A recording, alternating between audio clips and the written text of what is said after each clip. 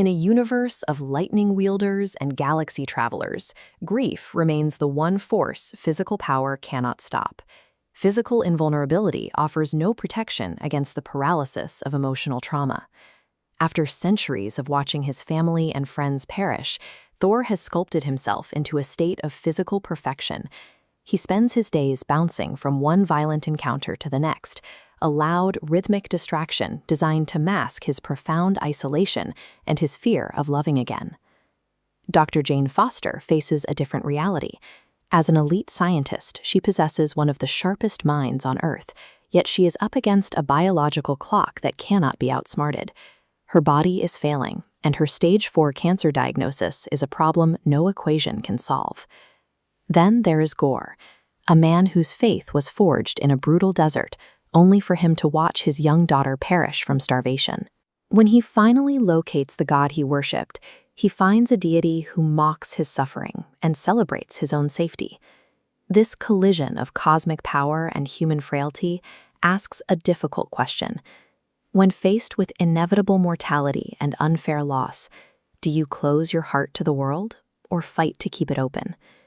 Betrayed by his faith, Gorr renounces his god and binds himself to the necrosword. He commits to a mission of divine execution, seeking vengeance against every deity in the universe. This diagram illustrates the logic of the necrosword. The weapon feeds directly on Gorr's trauma to grant him power. That power, in turn, demands destruction, which further corrupts his soul and fuels the cycle. Jane Foster attempts to use Asgardian magic to interrupt her own terminal timeline. She travels to New Asgard, hoping that the fragments of Thor's hammer, Mjolnir, can provide a cure. Mjolnir operates on a tragic inverse loop. While it transforms Jane into a temporary hero, the transformation drains her baseline mortal life force. It strips away her body's ability to fight the cancer, accelerating the very mortality she's trying to escape. Gorr chooses to destroy others to numb his own pain. Jane chooses to destroy herself to protect innocent children. These artifacts function as ticking clocks. The rules governing these weapons ensure that both Jane and Gorr will perish, making their eventual collision a matter of time. Thor tries to solve the problem with the logic of a traditional hero. He attempts to bridge the gap between Gorr's rage and Jane's illness by seeking out an overwhelming show of force from the universe's highest deities. He leads a group to Omnipotent City to appeal to Zeus. Zeus expects justice, but finds a pantheon defined by opulent self-indulgence.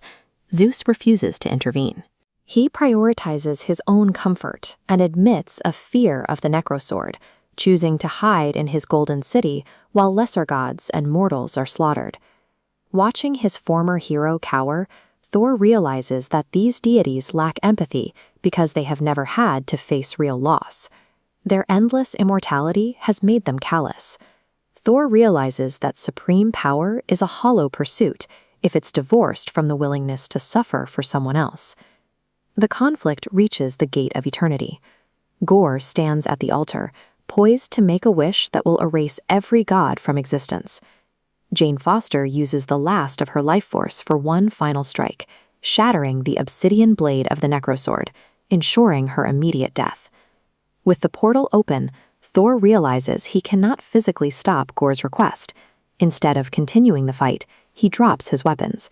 He turns his back on the villain and the fate of the universe, choosing to spend his final moments holding Jane as she passes away.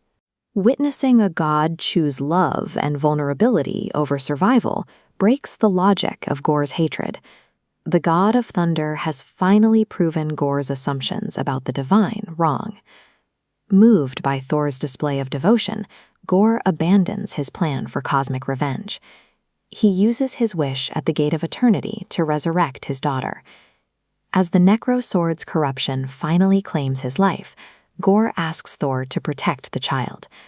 Thor gives his word, accepting the responsibility of raising his enemy's daughter.